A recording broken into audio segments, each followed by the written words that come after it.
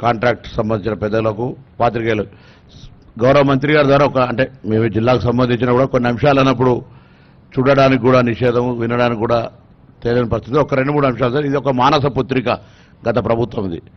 అసెంబ్లీలో power point presentation చేసి రీడిజైన్గా మార్చారు, మనకు ఎవరికప్పుడు అవకాశం లేకుండా. దీని ద్వారా అసలు ఎంత నీటిని లిఫ్ట్ చేసిండ్రు ప్రాజెక్టు పూర్తయిన దశలల్లా, ఎంత నీటిని రైతాంగానికి ఇచ్చిండ్రు, మళ్ళీ ఎంత నీటిని మళ్ళీ కిందికి వదిలిపెట్టాల్సి వచ్చింది, కరెంటు బిల్లు ఎంత వచ్చింది, ఎంత ఏరియా పారకం పెరిగింది. దాంతోపాటుగా సాంకేతికంగా ఢిల్లీకి సంబంధించిన అశ్విన్ బందోద్యా వారు ఒక నివేదిక ఇచ్చినారని చెప్తా ఉన్నారు. సాంకేతికంగా ఇప్పుడున్న ప్రాజెక్టు పనిచేస్తుందా లేదా అని.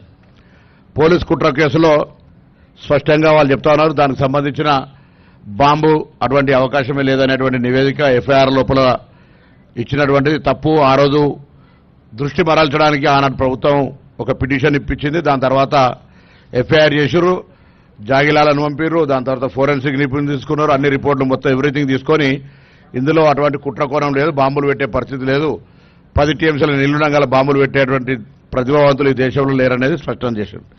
సో సాంకేతిక లోపం మళ్ళీ భవిష్యత్తు నిర్మాణం సంబంధించి మీరు గౌరవ పెద్దలు ప్రభుత్వం నిర్ణయం తీసుకుంటారు. కానీ ఇంతకుముందు చెప్పినట్టుగా ఈ ప్రాజెక్టుకు సంబంధించి మానస పుత్రిక మాకైతే సరే గౌరవ ప్రాజెక్టు చర్చ లేదని అడిగితే అది ఫ్లడ్ ఫ్లో కెనాల్ కింద వస్తుందని చెప్తాను, దీనికి సంబంధం లేదని.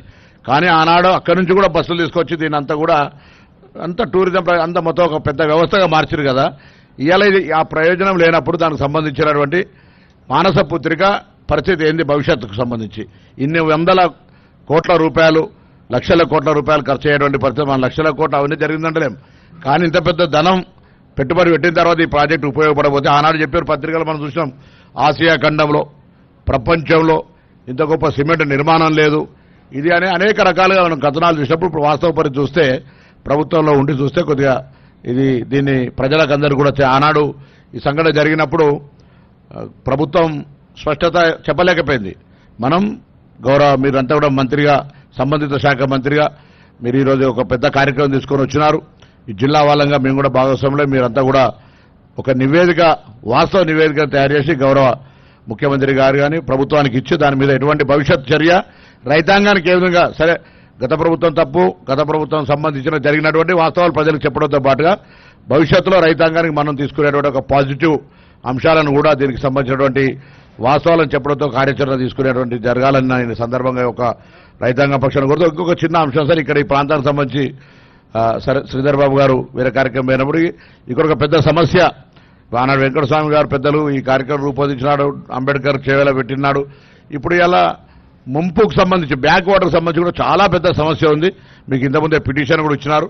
ఆ అంశం కూడా నష్టం ఆల్రెడీ భూసేకరణ జరిగింది, భూ నిర్వాసితుల ఇష్యూ అని పక్కన పెడితే ప్రాజెక్ట్ కట్టిన తర్వాత వెనుకకు వచ్చి ఎన్ని ఎకరాలు అవుతాయి ప్రకాష్ రెడ్డి, అదొక నష్టం మీద కూడా కొద్దిగా చర్య తీసుకోవాలని సందర్భంగా నేను కోరుతూ ఆ రోజు మరి 5 మే 2012 నాడు ఆ రోజు అశోక్ చవాన్ గారు, పవన్ బన్సాల్ గారు నీటిపారుదల మరి సిడబ్ల్యూసీ మంత్రి, వాటర్ దానికి సంబంధించి కేంద్రంలో కిరణ్ కుమార్ రెడ్డి గారు ముఖ్యమంత్రి, మేమంతా కూడా ఎంపీలంగా ఆ రోజు వాటర్ రిసోర్సుల అగ్రిమెంట్లో ఉంటే మేము ఆ రోజు దాని తదుపరి ప్రభుత్వ నిర్ణయం 5వ తారీఖు 5వ నెల 2012 దాని తర్వాత జరిగినప్పుడు ఆ మీటింగ్ ప్రొసీడింగ్స్ కావచ్చు, తర్వాత ఇప్పుడు డేట్స్ ఇచ్చినారు కొన్ని డేట్స్,